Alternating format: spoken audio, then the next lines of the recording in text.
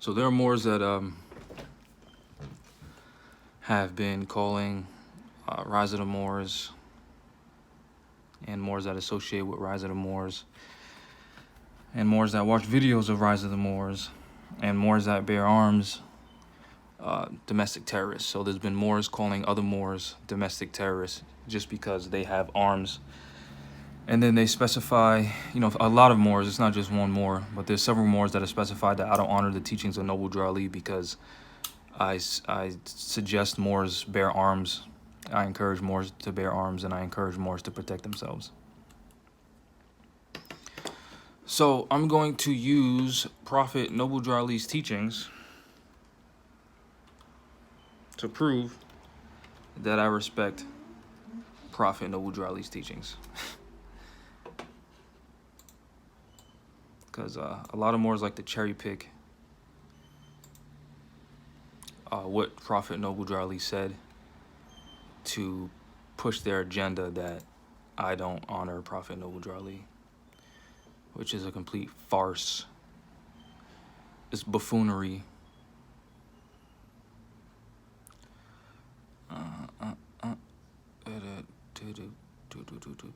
Let me see real fast. It's hog posh.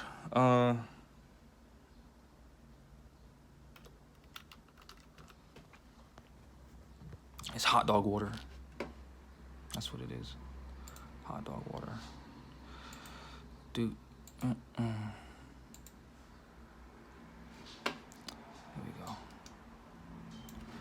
Okay, so we're gonna start with the Holy Quran. This is the Holy Quran from the Library of Congress, loc.gov. If we click on the, let's click on the first image. You'll see that it is the Holy Quran of the Moorish Science Temple of America, divinely prepared by the Prophet Noble Drew Ali. All right, so this ain't my book. I'll go to the next page.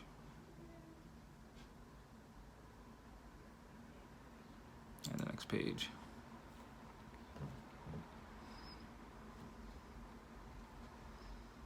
Let me see, is there a way? All right, so we see in the Quran, Prophet Noble Drew Ali, the prophet and founder of the Moorish Science Temple of America, to redeem people from their sinful ways. And you can also see two seals from the Moorish Science Temple of America. Right after Prophet Noble Drew Ali is Sultan Abdul Aziz ibn Saud, the descendant of Hagar, now the head of the holy city of Mecca. All right. Then if we go to the 101s, peace, Islam to the real Jamal Bey, the reincarnated me. We go to the 101s, right? And we look up questions 57 through 62. We see that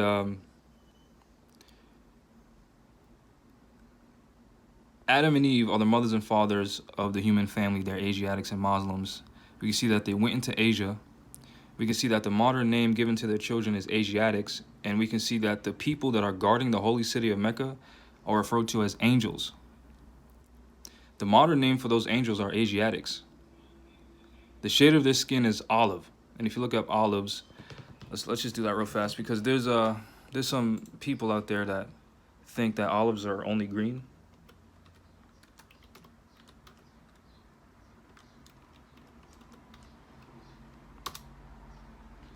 There are no green people. Right? Let's check it. Let's look at the images. Look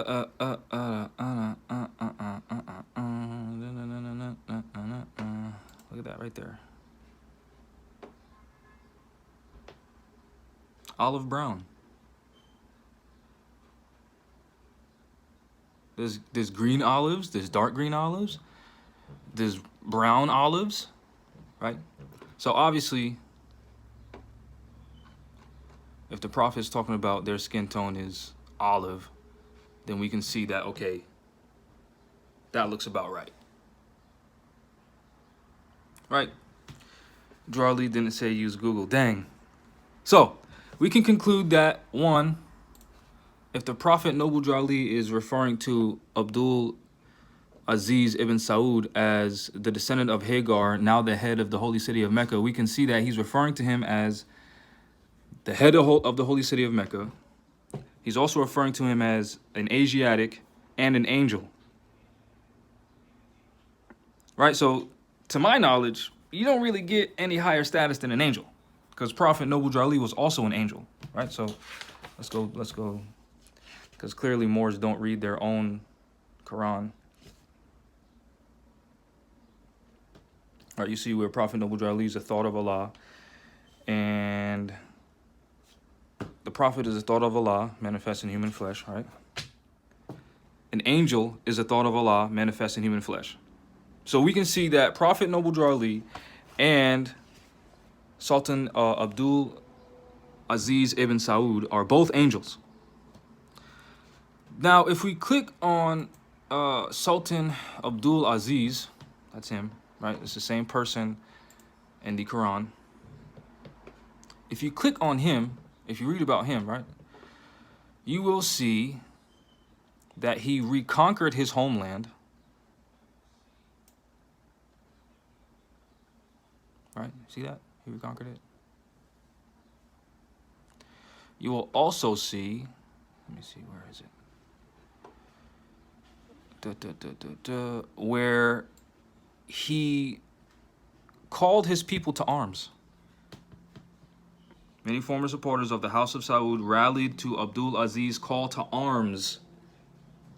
So angels clearly bear arms. Clearly. Because if Prophet Noble Drawley is referring to this man, the head of the holy city of Mecca, as an angel, and this angel is calling you to arms, well, I mean, what more do you want? It also specifies that he was a charismatic leader and kept his men supplied with arms. Meaning biceps and forearms. Right? Over the next 2 years, his forces recaptured almost half of the Najd from the whoever these people are. Right? You also see where he called on the Ottoman Empire for military protection. So if he's talking about military protection, he's definitely not talking about no biceps and triceps and forearms and shoulders. He definitely wasn't fighting no military. He definitely wasn't fighting guerrilla warfare with biceps and triceps. I mean, those biceps and triceps were used to hold their guns, but he definitely wasn't fighting with no. He wasn't hitting no enemies with triceps strikes when they had guns pointed at them. Right? You also see where after he completed his conquest, he founded a military religious brotherhood. And then if you look up the Assassin's Creed, you'll see that the Assassin's Creed was a military religious brotherhood founded by Moors.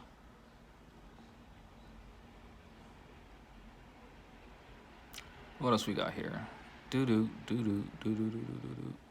I mean, this is basically it. This is basic. This is surface level information.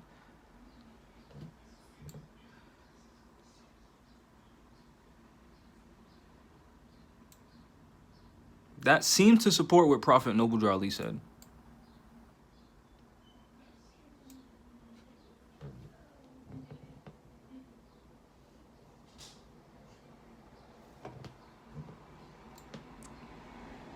What day is that? If you're a Moorish American, you don't know what day this is. You're clearly not a Moorish American.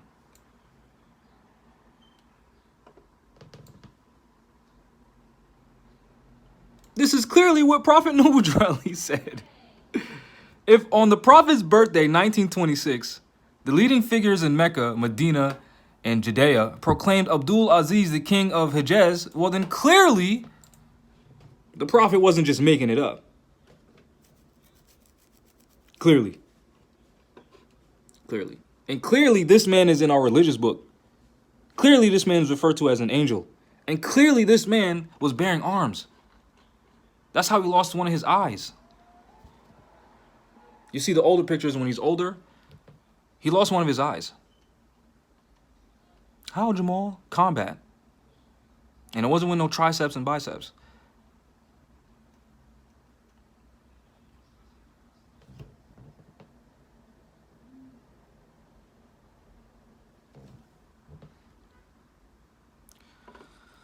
Let's see what else we got here.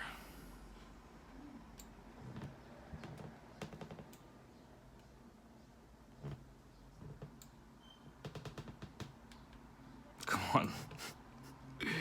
Let's be serious.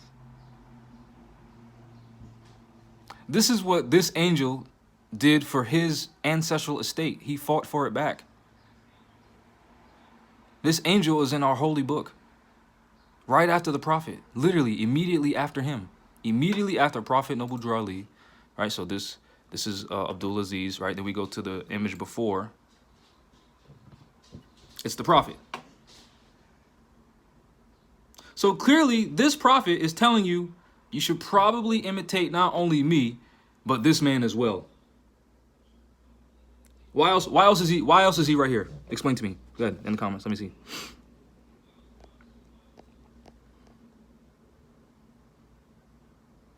It wasn't from warfare. I have the police report. He got poked in the eye. Okay.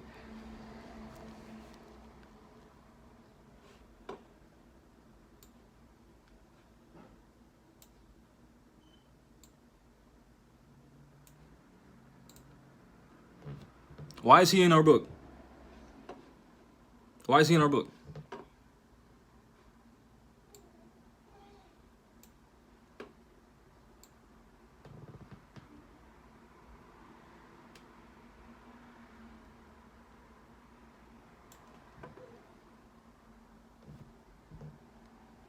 Why is he in our book?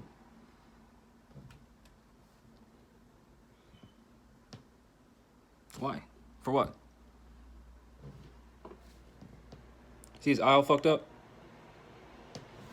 That's what happens when you actually lead people. When you're actually fighting for the people.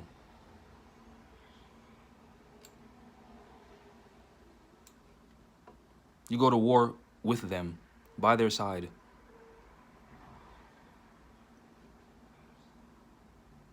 And look, just for the Moors that's saying, well, Wikipedia is not a good reference. Okay, well, here's the references that Wikipedia uses. So feel free to cross-reference all these books, all these articles, all these journals.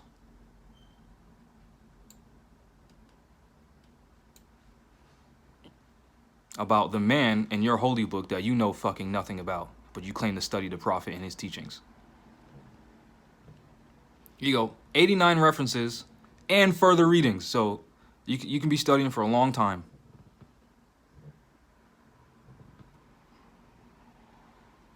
All right, so that's that's just using the first few pages of the Holy Quran. That's not even reading it. Right. Also, you see right here, this is chapter 39,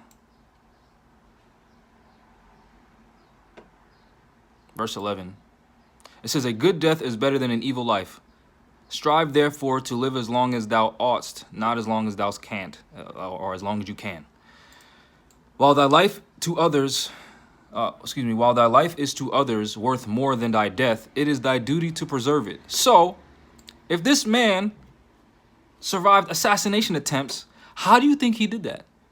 You think he was praying and he's just like, okay, let me moon charge these fucking crystals?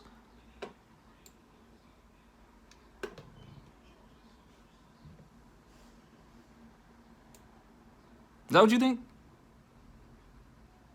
So you think they try to put a bomb on his airplane, and he just prayed the bomb away? He just used martial arts, and then the bomb just disappeared? That's what you think? So you think while he was fighting for his ancestral estate, let me show you real fast. So you think while he was fighting for his ancestral estate,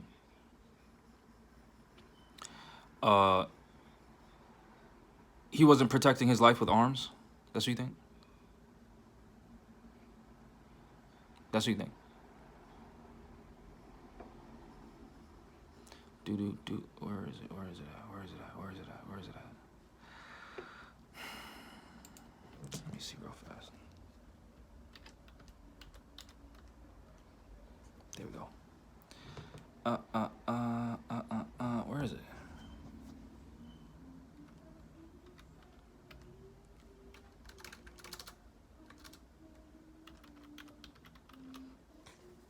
Ah, they got rid of it. They got rid of where it said he was reconquering his ancestral estate. They got rid of that sentence. Look at his dad. You cannot tell me that that's not a dark-skinned guy. Can't tell me. You're lying. You're smoking drugs.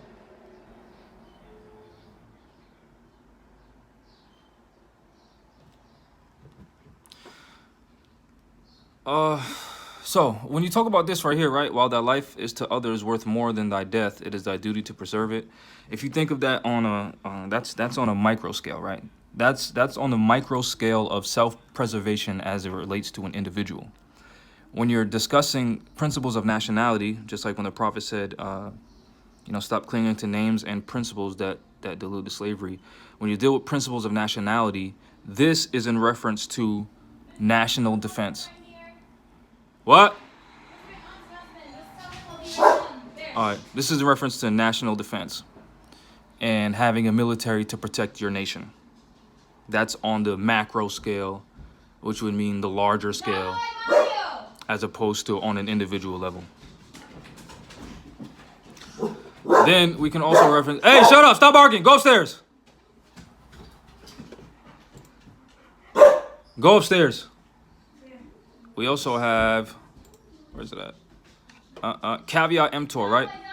Where Prophet Noble Drew Ali specified that he knows the people within his ranks who are interested. They're the vanguard of the Moorish movement. As the Moorish hordes increase here in America, all of the Moors are active, not passive. A member's interest can only be one direction, having traveled over the roads years before the Prophet knows where every member is along the road. Let's look up the word vanguard.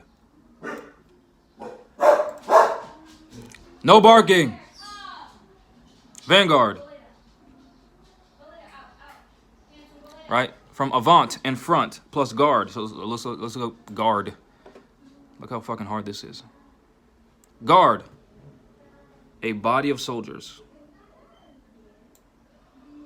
So, I mean, what more do you want?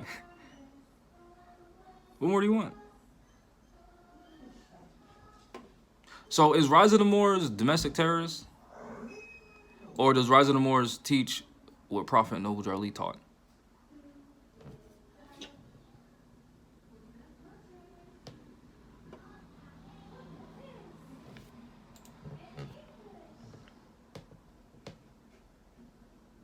Don't let these COINTELPRO agents lie to you.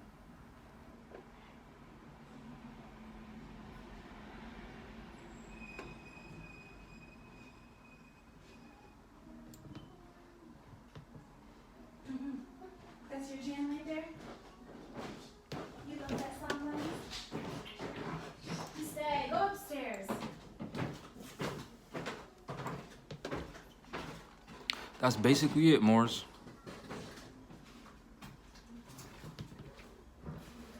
That's basically it. If you're ending it, I'm just gonna see if you want to uncover that boat. Uncover the boat? Yeah, they're here to look at it. Okay. Peace, Moors. Anyone calling Prophet Noble Drew Ali not a prophet is a FBI COINTELPRO CIA agent. Peace.